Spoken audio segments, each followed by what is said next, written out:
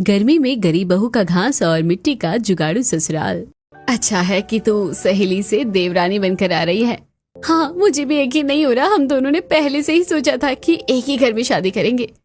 वही तो, जब इतनी गहरी दोस्ती है तो हम कैसे अलग हो सकते हैं। अच्छा ठीक है, तुम भी शादी की तैयारी करो, मैं भी यहाँ पर तुम्हारे आने की तैयारी करती हूँ, बाद में बात करेंगे। इतना कहकर सीमा कॉल कट कर देती है और कॉल कट करते ही उसका मुंह बन जाता है। तुम्हें क्या लगता है कि मैं तुम्हारी खुशी के लिए इस घर में शादी करवा कर ला रही हूँ? अरे अगर मुझे तेरे साथ रखना होता तो पहले ही अपने देवर से शादी करवा देती। एक बार शादी करके आ तो सही, तब पता चलेगा कि असली क्या खेल है। सीमा का असली चेहरा कुछ और ही था। उसने पायल के सामने अलग तरीके से बात की और अकेले में कुछ और ही गहरा राज छुपा रही थी। जल्दी ही सीमा के गहरे राज का पर्दा उठने वाला है। फिलहाल आगे बढ़ते हैं। यहाँ दोनों घरों में शादी की तैयारी धूमधाम से चल रही थी। मुझे अच्छा लग रहा है बेटा कि तुम सीमा के ही ससुराल में जा रही हो। तुम दोनों बचपन की सहेली हो और हमेशा साथ पली बड़ी हो, इसलिए हमें तुम्हारी चिंता थोड़ी कम है।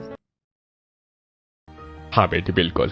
अब सीमा के ससुराल वालों को उसके घर वाले भी अच्छे से जानते हैं और फिर वहां पर तुम्हारा साथ देने के लिए तुम्हारी सबसे अच्छी सहेली भी तो होगी। इस तरह शादी का दिन नजदीक आ जाता है और पूरे रीति रिवाजों के साथ दोनों की शादी हो जाती है और शादी के बाद उनका गृह प्रवेश करवाया जाता है। पायल गृह प्रवेश करके घर के अंदर आती है। घर में आने के बाद कुछ रस्में की जाती हैं। चलो अच्छा है कि सब कुछ सुख शांति से हो गया। मुझे तो बहुत खुशी हो रही है पायल तुम्हारे इस घर में आने की। हाँ भाभी, आपकी खुशी तो अलग से ही झलक रही है। एक तरफ सब खुश थे, लेकिन शांति के चेहरे पर एक मायूसी थी और उसे कोई चिंता सता रही थी। रोहन और पायल अपने कमरे में चले जाते हैं। वहीं दूसरी तरफ शांति सीमा से कहती है, क्या तुम्हें लगता है कि तुमने बिल्कुल सही किया है सीमा? हाँ मम्मी जी, इसमें क्या परेशानी है, सब ठीक तो है। इतना कहकर सीमा भी अपने कमरे में चली जाती है। अच्छा, क्या आपने फ्लैट देख लिया है? हाँ, देख रहा हूँ। वैसे मैं सोच रहा हूँ कि क्यों ना हम बाकी सबको भी अपने साथ ही ले चलें। अभी नहीं, पहले हमें वहाँ खुद जाकर देखना चाहिए। अभी रोहन की शादी हुई है, पहले उसे सब जिम्मेदारी लेने दीजिए, बस बाद में देखेंगे। हाँ ठीक है, तुम्हारी बात भी बिल्कुल सही है। उसके बाद सब सो जाते हैं और अगले दिन सुबह उठकर पायल सबके लिए पहली रसोई करती है। वो सबसे पहले सभी के लिए आटे का हलवा बनाती है। चूल्हा जलाकर उस पर कढ़ाई रखने के बाद वो आटे को घी में थोड़ा सा भून लेती है और उसको अच्छे से भून कर उसमें थोड़ी सी चीनी और पानी डालकर उसे अच्छे से मिक्स करके पकाने के बाद सबको खाने के लिए देती है। भाभी, हलवा तो आपने सच में बहुत ही स्वादिष्ट बनाया है। हाँ बहू, तेरे हाथों में तो एक अलग ही स्वाद है। हलवा वाकई बहुत स्वादिष्ट बना है। उसके बाद पायल सबके लिए खाना बनाने जाती है। वो सभी के लिए मीठे मीठे पेठे की सब्जी और साथ में आलू की भुजिया और गर्मा गर्म पूड़ी बनाती है। जब सभी हलवे के साथ ये सब खाते हैं तो सबको खाना बहुत स्वादिष्ट लगता है। सबसे पहले हमने सिर्फ मुंह मीठा करने के लिए हलवा खाया तो ये बहुत ही स्वादिष्ट लगा, और अब बाकी के खाने के साथ खा रहे हैं तो टेस्ट और दुगना लग रहा है। सच में बहू, तू तो बिल्कुल अन्नपूर्णा है। हाँ, खाना बहुत स्वादिष्ट है। हाँ चाची, आप तो मम्मी से भी ज्यादा अच्छा खाना बनाती हो। इस तरह सभी को पायल की तारीफ करते हुए देखकर सीमा अंदर ही अंदर जल भुनकर राख होने लगती है। इसी वजह से मैं इसकी शादी अपने देवर से नहीं करवाना चाह रही थी। जब देखो बस महान बनती रहती है। थोड़ी देर बाद जब मुंह दिखाई की रस्म होती है तो शांति की कुछ खास पड़ोसन वहां पर आती हैं। पायल उनके पैर छूती है और पड़ोसने पायल को देखकर उसे तोहफे देती हैं और कहती हैं, सच में शांति मानना पड़ेगा, छोटी बहू तो हीरा है हीरा। कितने सुंदर और साथ में संस्कार भी है। हाँ, हमें तो तुम्हारी छोटी बहू देखकर बहुत ही खुशी हो रही है। हमें तुम्हारी छोटी बहू बहुत अच्छी लगी। अब ये सब सुनकर जो सीमा को जलने की कसर थोड़ी बहुत बची थी, वो बची कुची कसर भी अब पूरी हो जाती है। जहाँ देखो बस हर कोई इसी की तारीफ करता रहता है, इसलिए मैं नहीं चाहती कि कभी भी इसके साथ मैं सेम घर में रहूं, क्योंकि जब भी देखो हर जगह सबका ध्यान अपनी तरफ खींचने में लगी रहती है। इस तरह दिन बीत जाते हैं। एक दिन जब पायल और सीमा दोनों साथ में बैठकर खाना बना रही थी। कितनी ज्यादा गर्मी हो रही है। गर्मी तो अब बस बढ़ती जा रही है। इस गर्मी की वजह से तो हम बहुत परेशान हो जाएंगे। हाँ, गर्मी का कहर तो सच में बहुत बढ़ रहा है। इस गर्मी की वजह से हमेशा दिमाग भी गर्म रहता है, लेकिन मुझे खुशी है कि हम दोनों अब एक ही घर में हैं। पायल को तो खुशी हो रही थी, लेकिन अभी वो नहीं जानती थी कि एक मुसीबत उसका इंतजार कर रही है। 2 दिन बाद घर के बाहर एक टेम्पो आता है और उसके अंदर घर का मेन सामान लोड हो रहा था। अरे अरे, ये पुराना कूलर नहीं, वो नया कूलर रख दो। जी ठीक है। सीमा सारा सामान टेम्पो में लोड करवा लेती है। मुझे बिल्कुल अच्छा नहीं लग रहा सीमा कि तुम यहाँ से जा रही हो। मैं तो बिल की हमेशा साथ रहना चाहती हूँ। हे भगवान, ये कितना बोलती रहती है, बिल्कुल हाथ मुंह धोकर पीछे पड़ जाती है। बस जल्दी से यहाँ से जाऊं तो पीछा छूटे इससे मेरा। हाँ बिल्कुल, अगर सब साथ रहते हैं तो ज्यादा अच्छा होता है। मम्मी जी, आप तो अच्छे से जानती हैं कि हम यहाँ से जाकर खुश नहीं हैं, लेकिन अब इनकी नौकरी इतनी दूर हो गई है, इसी वजह से जाना तो पड़ेगा ही। इतना कहकर सीमा वहां से चली जाती है और अब घर में कम सदस्य रह जाते हैं। लेकिन अब पायल के लिए सिर्फ यही एक परेशानी नहीं थी, उसके लिए बल्कि एक और बड़ी चुनौती थी। आज दोपहर में फिर से रोहन जॉब से घर वापस आता है। वो कमरे में कपड़े बदलकर बिस्तर पर लेटा था, तब पायल वहां जाती है। आज आप ऑफिस से जल्दी घर आ गए? क्या आप हाफ डे लेकर आए हैं? अरे मुझे हाफ डे लेने की क्या जरूरत है, मैं तो सीधा नौकरी छोड़कर आया हूँ। यह बात सुनते ही पायल के पांव तले जमीन खिसक जाती है और वो परेशान होकर कहती है, क्या कहा? आपने नौकरी छोड़ दी? लेकिन आपने ऐसा क्यों किया? आपने इस एक हफ्ते के अंदर ये दूसरी नौकरी छोड़ी है। अगर आप ऐसा करोगे तो घर का खर्चा कैसे चलेगा?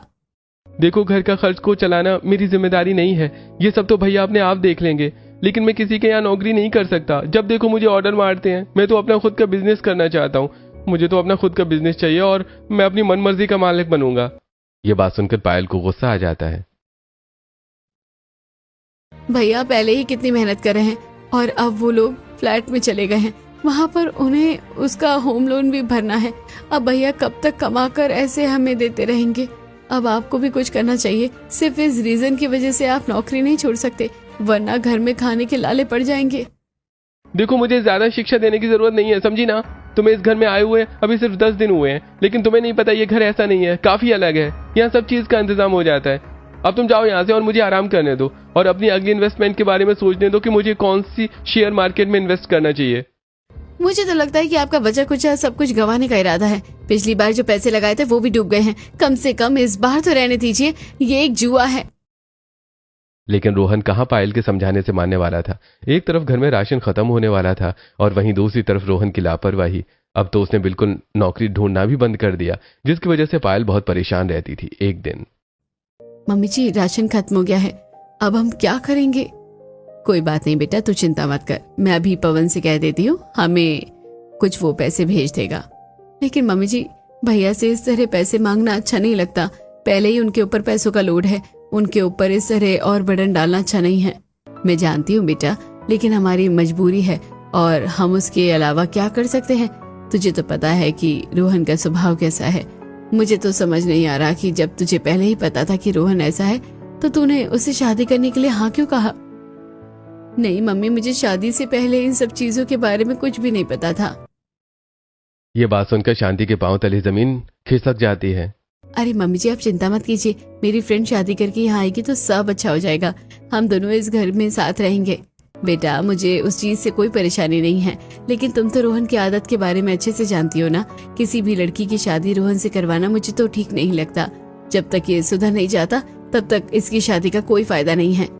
अरे मम्मी जी, आप चिंता मत कीजिए, मेरी सहेली आकर अपने आप सब ठीक कर देगी। उसे इस बारे में सब पता है। शांति भी आगे पायल को और क्या ही कहती। उदास होकर वो अपने बड़े बेटे पवन को फोन करती है। माफ करना बेटा, तुम्हारे वहां जाने के बाद भी मैं अभी तुमसे पैसे मांग रही हूँ, लेकिन तुझे तो पता ही है रोहन कैसा है। उसने फिर से नौकरी छोड़ दी है। इस रोहन का तो मुझे कुछ समझ ही नहीं आता मम्मी। पता नहीं कब समझेगा। अब तो इसकी शादी हो गई है, शादी के बाद तो इसे समझ जाना चाहिए। जब देखो बस इसी शॉर्ट ट्रिक में लगा रहता है कि इसे जल्दी अमीर होना है और किसी के नीचे काम नहीं करना है। ये कहीं का कोई राजकुमार है ना। बाकी आप चिंता मत करो, मैं राशन भिजवा दूंगा। इस चीज के लिए कभी भी आपको चिंता करने की जरूरत नहीं है, आखिर आप मेरा परिवार है। शांति का बड़ा बेटा पवन बहुत ही लायक था और वहीं दूसरी तरफ उसका छोटा बेटा रोहन बिल्कुल नालायक था। आज पवन राशन की दुकान से कुछ राशन घर पहुंचा देता है, लेकिन पायल को यह भी बिल्कुल भी अच्छा नहीं लग रहा था। इसलिए उसने ऑनलाइन काफी सारी कंपनी में अपना रेज्यूमे सेंड किया। दूसरी तरफ घर में इतनी गर्मी, सीमा अपने साथ सारा सामान ले गई थी और घर में सिर्फ अब एक कूलर ही बचा था, इसलिए सब साथ में सोते थे।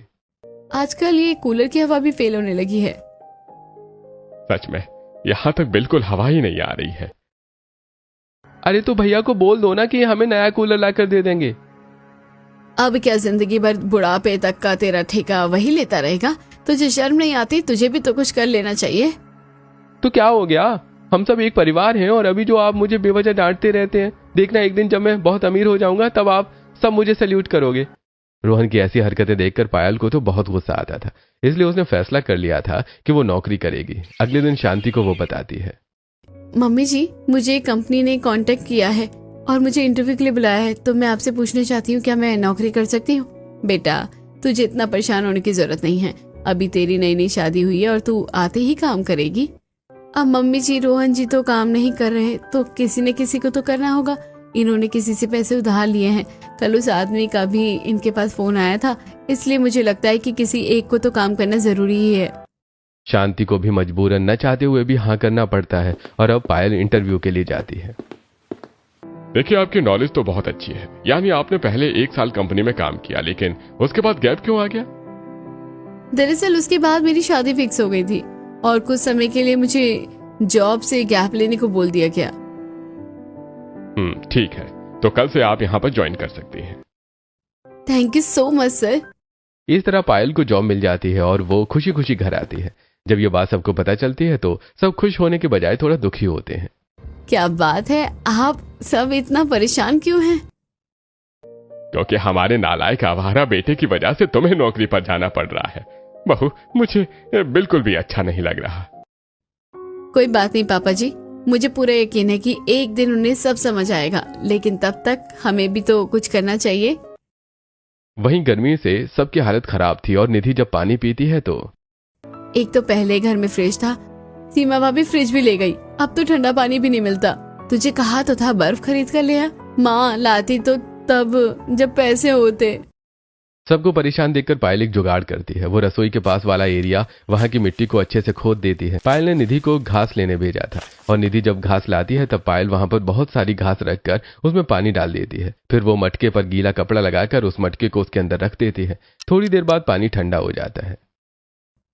भाभी, आपने कितना अच्छा जुगाड़ किया है। हाँ, पानी बिल्कुल ठंडा हो गया। अब इस तरह पायल जॉब करना शुरू कर देती है, लेकिन इतनी गर्मी में सुबह घर का काम करके जाने के बाद और ऑफिस से पूरा काम करके घर आकर काम करने में पायल की हालत खराब हो रही थी। इसीलिए रमेश, शांति और निधि सब उसकी मदद करते हैं। जब अगले दिन पायल ऑफिस से घर वापस आ रही थी तो बाप रे, कितनी ज्यादा गर्मी है। इतनी गर्मी में तो पूरा सिर घूमने लग गया है। पायल घर आती है तो देखती है कि निधि आटा गूंथ रही थी और शांति और रमेश दोनों मिलकर सब्जी काट रहे थे। मम्मी जी, पापा जी, आप दोनों को इस तरह परेशान होने की कोई जरूरत नहीं है। मैंने कितनी बार कहा है कि ये काम मैं खुद कर लूंगी। क्यों बेटा, अगर हम मदद कर देंगे तो कुछ गलत हो जाएगा? नहीं ना, तू इतनी मेहनत से बाहर से काम करके आती है, तो क्या हम तेरे लिए इतना भी नहीं कर सकते? हाँ बहू, चिंता मत करो, हम खाना अच्छा बनाएंगे। हाँ, तुम्हारे जितना स्वादिष्ट नहीं बना पाएंगे, लेकिन खाने लायक तो बन जाएगा। हाँ भाभी, आप जल्दी से नहा लीजिए, फिर हम साथ बैठकर खाना खाएंगे। अपने ससुराल वालों का इतना प्यार देखकर पायल बहुत खुश होती है। उसके बाद वो नहाने जाती है, लेकिन पानी बिल्कुल ठंडा नहीं था बल्कि गर्म था। वो बाहर आती है तो देखती है कि रमेश जब गर्मी में चूल्हे के सामने बैठा था तो उसे घबराहट, बेचैनी होने लगती है और चक्कर आ जाते हैं। इस बात से सभी बहुत घबरा जाते हैं और उसे जल्दी से हॉल में लाकर चारपाई पर कूलर के सामने लिटाया जाता है। सब गर्मी की वजह से हुआ है। एक तो ये कूलर भी कितनी कम हवा देता है। सभी को गर्मी से परेशान होता देखकर पायल को बिल्कुल भी अच्छा नहीं लगता। गर्मी से सबकी हालत खराब हो रही थी और उसके पास इतने पैसे नहीं थे कि वो अभी कुछ नया कूलर या एसी खरीद सके। रात को वो इसी चिंता में सोती नहीं और करवटें बदलती रहती है। तब अचानक से पायल को एक आइडिया आता है। बचपन में हमें याद है हम कैसे मिट्टी के घर में रहते थे। हमारे गांव में तो ऐसी बहुत सी चीजें हैं, क्यों ना मैं भी अपने गांव वालों के लिए ऐसा कुछ करूं। इससे उन्हें गर्मी कम लगेगी और फिर कुछ समय बाद मैं पैसे जमा करके उनके लिए कूलर ले आऊंगी। पायल को बहुत अच्छा आइडिया आता है। अगले ही दिन वो इस बारे में सबको बताती है और निधि के साथ जाकर तसले में नदी किनारे से मिट्टी लेकर आती है। भाभी, इस तरह तो हमें बहुत चक्कर लगाने होंगे मिट्टी के लिए। हाँ निधि, करना तो होगा, क्योंकि पापा जी की तबीयत गर्मी की वजह से कितनी खराब हो गई है। अगर किसी को भी हीट स्ट्रोक आ गया तो बहुत दिक्कत हो सकती है। इस तरह पायल और निधि दोनों गर्मी में बहुत मेहनत करती हैं और ढेर सारी मिट्टी लाकर आंगन में जमा कर लेती हैं। भाभी, आज तो बहुत थक गए हैं, अब बाकी काम कल कर लेंगे। अब पायल सबके लिए ठंडे पानी की शिकंजी बनाती है और जब सब पीते हैं तो सबको अच्छा लगता है। ओह, मजा आ गया, आपने बहुत अच्छी शिकंजी बनाई है। हाँ, आज तुमने इतनी मेहनत की, उसका रिवॉर्ड है। फिर तो लगता है कि डेली ही मेहनत करनी पड़ेगी।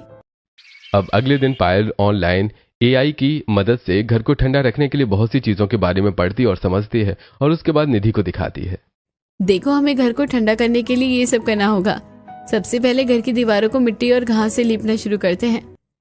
अब पायल और निधि घर के अंदर की दीवारों को मिट्टी से लीपना शुरू करते हैं। उसमें शांति भी थोड़ी बहुत उनकी मदद कर देती है। पायल के मना करने के बाद भी शांति नहीं मानती और इस तरह उनका अंदर की दीवार का काम जल्दी ही खत्म हो जाता है। उसके बाद वो बाहर की दीवार को शुरू करते हैं। बाहर की दीवार को वो 3-3 बार कोट लगाते हैं। शाम तक वो बहुत थक जाते हैं। हालांकि काम बहुत थकाने वाला था, लेकिन आज ही कितनी ज्यादा राहत मिल रही है। हाँ, कमरा काफी ठंडा लग रहा है। उसके बाद अगले दिन वो फिर से काम शुरू करते हैं और पायल ने कुछ दिनों के लिए ऑफिस से छुट्टी ली थी। मैं जानती हूँ ये काम बहुत थकान वाला है, लेकिन हमें जल्दी ही काम खत्म करना होगा क्योंकि मुझे वापस ऑफिस भी जाना है। ज्यादा दिन छुट्टी भी नहीं ले सकती हूँ। इस तरह पायल अपने ससुराल वालों के साथ मिलकर आज छत को ठीक करती है। वो सबसे पहले उसके ऊपर मिट्टी की अच्छी खासी लेयर लगाती है और उसके बाद उसे घास से कवर कर देती है।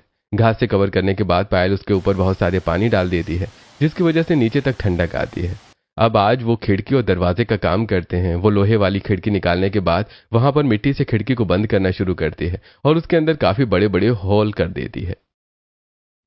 भाभी, ऐसा स्ट्रक्चर तो मैंने पहले जमाने के किले और महलों में देखा था। हाँ निधि, ये पुरानी तकनीक है, इससे घर ठंडा होता है। अभी हम बाहर जाकर छोटी छोटी मिट्टी की दीवार और बनाएंगे, उसके बीच में स्पेस छोड़ेंगे। अब पायल और निधि दोनों बाहर आती हैं और घर की दीवार से थोड़ी सी स्पेस की दूरी पर वो मिट्टी की एक और दीवार बनाती हैं, लेकिन वो उसे पूरा बड़ा न करके आधी आधी दीवार बना देती हैं। वहां पर वो बहुत सारी घास डाल देती हैं। इससे जो घर का आधा हिस्सा है वो ऐसा लगेगा जैसे ये अंडरग्राउंड है। इसकी वजह से घर में बहुत ठंडक होगी, देखना। पायल और निधि ने घर के बाहर के स्पेस में आधी दीवार तक पूरी घास भर दी थी और उसे भी गीला कर दिया था। इस तरह घर का आधा हिस्सा चारों तरफ से आधा घास और मिट्टी से बनने के बाद ऐसा लगता है जैसे वो एरिया अब अंडरग्राउंड है। जब सब घर के अंदर आते हैं तो सबको बहुत ठंडक लगती है। बेटा, तूने कितना अच्छा जुगाड़ किया है। अब तो घर के अंदर कितना ठंडा ठंडा लग रहा है। हाँ बेटा, कोई भी हमारी बात को मजाक समझेगा, लेकिन ये तो वाकई ही बहुत कमाल का हो गया है। और तूने आधी दीवार वाला आइडिया तो बहुत अच्छा लगाया है। सच में ऐसा लग रहा है जैसे अंडरग्राउंड ठंडक वाले एरिया में आ गए हों। सच में भाभी, आपने तो जुगाड़ करके कमाल कर दिया। अब 2 दिन और लगेंगे और बहुत अच्छा जुगाड़ मैं आपको दिखाऊंगी। वो तो सबसे बेस्ट होगा। बाकी सब तो खुश हो रहे थे, लेकिन रोहन वहां आकर मुंह बनाता है। क्या ये इन सब चीजों में इतनी मेहनत करके टाइम वेस्ट कर रहे हो? भैया को ही बोल देना चाहिए था। तू तो एकदम आवारा है। तुझे खुद तो कुछ काम करना नहीं, बस दूसरों के भरोसे बैठना है। हर कोई रोहन को डांटता ही था, लेकिन उसे कोई असर नहीं पड़ रहा था। वहीं दूसरी तरफ, क्यों ना हम सबके लिए एक फ्रिज और कूलर खरीद कर दे दें? कोई जरूरत नहीं है। अब अगर आप भी उनकी सारी इच्छा पूरी करोगे तो रोहन कैसे सुधरेगा? फिर उसे कभी समय और पैसों की कीमत पता नहीं चलेगी। आपको उसे बिगाड़ना नहीं चाहिए, सुधारना चाहिए। तुम सही कह रही हो। अगर किसी को सब चीज मिल जाती है तो वो फिर कुछ नहीं करेगा। ठीक है, कुछ दिन करके देखते हैं। सीमा ने जलन में ऐसा कहा था और पवन ने रोहन की भलाई के लिए। वहीं दूसरी तरफ आज पायल घर के बाहर की तरफ मिट्टी से दीवारें और ऊपर घास और डंडे से छत तैयार कर देती है, लेकिन साथ में उसके आगे बहुत बड़ा सा छज्जा निकाल देती है। यानी बाथरूम की छत सिर्फ उसकी 4 दीवारों तक सीमित नहीं रहती, बल्कि बहुत आगे तक आ जाती है, जिससे उस एरिया में छांव रहती है। ऐसा ही पायल आज घर की छत के साथ करती है और उनकी छत भी वो बहुत आगे तक बाहर निकालकर उसका छज्जा बना देती है। इस तरह तो हमारा आंगन भी ठंडा रहेगा। अब पायल पूरे आंगन में अच्छे से घास डाल देती है और वहां पर घास उगा देती है। मम्मी जी, जब पूरे आंगन में घास उग जाएगी तो हम ये ऊपर से डाली हुई घास को हटा देंगे। उसके बाद पायल एक लकड़ी का रेक्टेंगल बॉर्डर बनाती है और उसके बीच में बहुत सारी घास से उसे कवर कर देती है। उसमें वो मजबूत रस्सी बांधने के बाद घास को अच्छे से फिक्स करती है। साथ में नीचे उसके 4 पैर बनाकर घास की चारपाई बना देती है। इस तरह पायल मेहनत से सारा काम कर रही थी। एक दिन में ये सारा काम खत्म हो जाता है और अगले दिन वो बाथरूम के बाहर वाली छत की छांव गड्ढा खोद कर इसमें ईंटों से एक छोटा सा गोला बनाकर स्विमिंग पूल बना देती है और वहां पर पर्दा लगा देती है। अब आपका ठंडा घर और ठंडा बाथरूम तैयार हो गया है। ये सब देखकर सब बहुत खुश होते हैं। उसके बाद पायल निधि के साथ मिलकर मिट्टी का एक ठंडा फ्रिज बनाती है। वो मिट्टी का बना हुआ ढांचा रख देती है और उसके ऊपर घास को रख देती है। अब उसके अंदर मिट्टी के बर्तन में खाना रख देती है।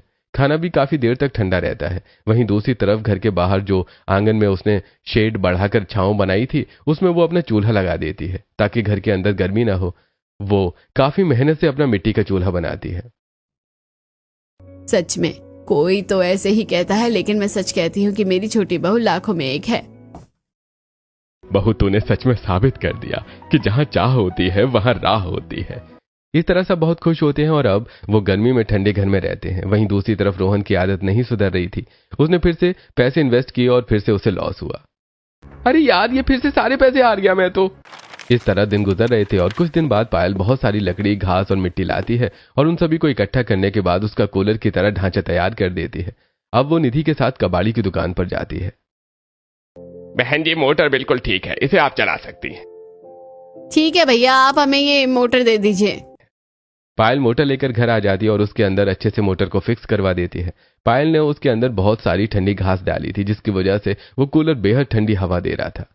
अरे आज रात को तो इस कूलर के नीचे सोने में बड़ा मजा आने वाला है।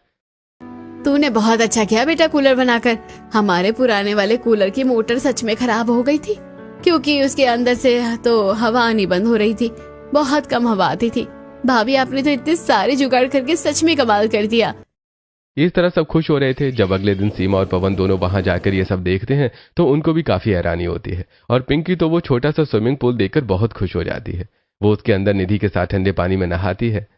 बुआ, ये तो कितना सुंदर है और अच्छा है। हमारे घर में स्विमिंग पूल भी है। हाँ बेटा, सब कुछ तुम्हारी चाची ने किया है। पवन भी ये सब देखकर हैरान था। बेटा, सब कुछ छोटी बहू ने किया है। वो हमें गर्मी में परेशान देखकर खुद परेशान हो रही थी, इसलिए उसने सिर्फ हमारे लिए इतनी मेहनत की। सच में पायल बहू का कुछ कहना नहीं। अब तो नौकरी भी करती है सिर्फ घर को चलाने के लिए। हमारी छोटी बहू ने कितना कुछ किया है। सब पायल की तारीफ कर रहे थे और सीमा जल भुनकर राख हो रही थी, लेकिन पवन को बुरा लगता है। मम्मी पापा, अगर इतनी कंडीशन खराब थी तो आपको मुझे बताना चाहिए था। बेचारी पायल को भी कितना ज्यादा परेशान होना पड़ा।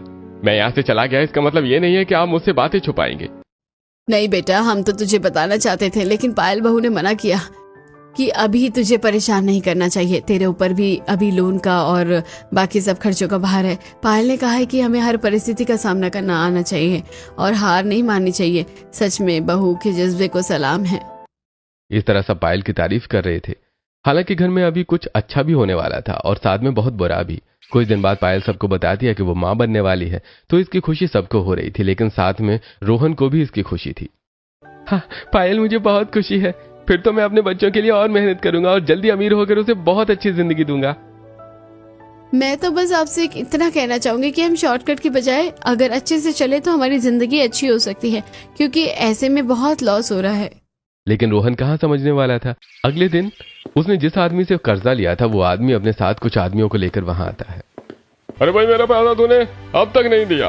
तुझे क्या लगा तू हमारे फोन नहीं उठाएगा तो हम तुझे छोड़ देंगे? अरे नहीं नहीं, ऐसा नहीं है, मैं तो बस पैसों का इंतजाम कर रहा था, आप मुझे छोड़ दीजिए। अरे इनके घर से जितना भी सामान है सब उठा लो। वो अंदर जाते हैं तो उन्हें कुछ खास सामान नहीं मिलता, बस लकड़ी का कूलर मिलता है। तो उन्हें गुस्सा आता है। वो वहां का सामान तोड़ देते हैं। पायल उन्हें रोकने की कोशिश करती है। कृपया करके ऐसा मत कीजिए, हमने बहुत मेहनत से इस घर को बनाया है। लेकिन वो आदमी पायल को धक्का मारकर गिरा देते हैं। ऐसा मत समझना कि हम तुझे छोड़ देंगे, तुम्हारे तो घर में भी कुछ ढंग का नहीं है। धमकी देकर आदमी वहां से चला जाता है। लेकिन रोहन को पायल की बड़ी चिंता होती है, तो वो उसे जल्दी से हॉस्पिटल लेकर जाता है। वहां पर पायल की डॉक्टर उसे चेक करती है। अभी तो बच्चा और माँ बिल्कुल ठीक है, लेकिन अगर दोबारा ऐसा कुछ हुआ तो कुछ भी हो सकता है, ध्यान रखिए। ये सब देखकर और ऐसा सुनकर रोहन के मन में डर बैठ जाता है। आज रोहन लाइफ की सिचुएशन को देखकर बहुत सीरियस था और गुमसुम भी। वो किसी से नजरें नहीं मिला पा रहा था कि उसकी वजह से ऐसा हुआ। वहीं दूसरी तरफ पायल भी मायूस थी कि इतनी मेहनत से उसने जो जुगाड़ किए वो सब खराब हो गए। लेकिन पायल के अंदर अलग ही जुनून था। इतनी आसानी से वो कहाँ हार मानने वाली थी। वो उन सबको ठीक करती है। सबसे पहले जो फ्रिज टूट गया था उसे ठीक करती है। बेटा रहने दे, अब क्यों दोबारा मेहनत कर रही है, सब खराब हो गया। तो क्या हुआ मम्मी जी, यही तो जिंदगी है, जो खराब होता है उसी को संवारना होता है, चाहे वो मिट्टी हो या सोना। ये बात रोहन के मन को छू जाती है और वो अब पायल का ऐसा जुनून देखकर उसकी मदद करता है। ये देखकर पायल बहुत खुश होती है। कोई किसी से कुछ नहीं कहता, लेकिन सब एक दूसरे को देखकर फिर से हिम्मत करते हैं और सब कुछ ठीक करते हैं। जो फ्रिज टूटा था उसे ठीक किया जाता है, बाहर जो मिट्टी की दीवार खराब थी उसे दोबारा ठीक करके उसके गैप में घास को डाला जाता है, फिर दोबारा चारपाई को भी ठीक किया जाता है। इस तरह सब कुछ ठीक हो जाता है और इस बार वो नए सिरे से कूलर बनाते हैं। इस बार रोहन ने कूलर बनाने में सबसे बड़ा सहयोग दिया। देखो पायल, तुम्हारी तरह तो अच्छा नहीं बना लेकिन कोशिश की है। ये अच्छा है, बल्कि मुझसे भी बेहतर। इस तरह सब मेहनत करते हैं और फिर से सभी जुगाड़ करके घर को पहले की तरह कर दिया जाता है। जब ये बात पवन को पता चलती है तो ये सब गलत हुआ, हमें आज ही वहां जाना है और सबके लिए हम सामान खरीद कर देंगे। और मैं तो सोच रहा हूं कि उन्हें यहां ले आता हूं, जो भी कर्ज है मैं चुका दूंगा, एक और लोन ले लूंगा। ये बात सुनकर सीमा भड़क जाती है। अब कब तक उनके लिए करेंगे? हमने क्या ठेका लिया है उनका 7 जन्म तक का? उनके लिए हम कुछ नहीं करेंगे, वो खुद से करेंगे। वाह, तुमने बहुत अच्छी बात कही। आज समझ आ रहा है कि तुम भले के लिए नहीं बल्कि तुम्हारे अंदर जहर है, इसलिए तुम मुझे मेरे घर वालों को कुछ भी देने से मना करती थी। लेकिन याद रखना, वो मेरा परिवार है, मैं उन्हें मुसीबत में नहीं छोड़ूंगा। तुमसे अच्छी तो पायल है जिसने घर के लिए कितनी मेहनत की है। जब देखो हर कोई बस पायल पायल ही करता रहता है। बचपन में भी हर कोई मुझसे ज्यादा उसकी तारीफ करता था। वो ज्यादा सुंदर है, वो ज्यादा अच्छी है, उसके मार्क्स भी मुझसे ज्यादा आते हैं। बस बहुत हो गया उसके लिए, मैं किसी को कुछ नहीं करने दूंगी। ये सब तुम्हारी जेलसी बोल रही है। इसलिए जब तुम्हें रोहन की सच्चाई पता चली तब तुमने जानबूझकर अपनी सहेली को इस शादी में फंसाया, क्योंकि उसे दुख देकर तुम्हें अच्छा लगता था। लेकिन उसने तुम्हारे लिए हमेशा अच्छा सोचा। उसका मन साफ है, वो दूसरों के लिए जीती है, इसलिए सब उसकी तारीफ करते हैं। तुम जब अपने घर वालों के लिए पैसे भेजती हो तब सब सही है। आज के बाद यहां पैसे भेजने हैं तो खुद कमाना, लेकिन मैं अब अपने परिवार के लिए ही सब करूंगा। ये बात सुनकर सीमा हैरान थी। और पायल से चिढ़ना बंद करो। तुम्हें पता है जब माँ ने पायल से कहा कि रोहन के साथ उसकी शादी गलत हुई, और क्या तुम्हें लगता है कि सीमा कसूरवार है? तब जानती हो पायल ने क्या कहा कि सीमा मेरे साथ गलत कैसे कर सकती है, वो मेरी सहेली है। उसने तो सब मेरे भले के लिए सोचा होगा और हम दोनों का साथ उसे अच्छा लगता है, इसलिए उसने ऐसा सोचा। कुछ गलत हो रहा है तो वो सीमा की गलती नहीं, मेरी किस्मत है। इतना कहकर पवन वहां से चला जाता है और ये सब बातें सीमा की आंखें खोलती हैं। उसे भी बहुत बुरा लगता है। सीमा पवन के पास जाती है। मुझे माफ कर दीजिए, मुझे ऐसा नहीं करना चाहिए था। चलिए हम सब साथ में चलते हैं और इसका सॉल्यूशन निकालते हैं। पवन को खुशी होती है और सब वहां जाते हैं। पायल, सब कुछ खराब हो गया था, तुमने तो फिर से सब ठीक कर दिया। इस बार सबने मेरी मदद की है, रोहन जी ने भी। ये तो हैरानी की बात है। हाँ भैया, लेकिन अब मुझे एहसास हो गया है कि शॉर्ट ट्रिक्स में कुछ नहीं रखा। बिना मेहनत के कुछ नहीं मिलता। मैंने अब एक जगह नौकरी करना शुरू कर दिया है।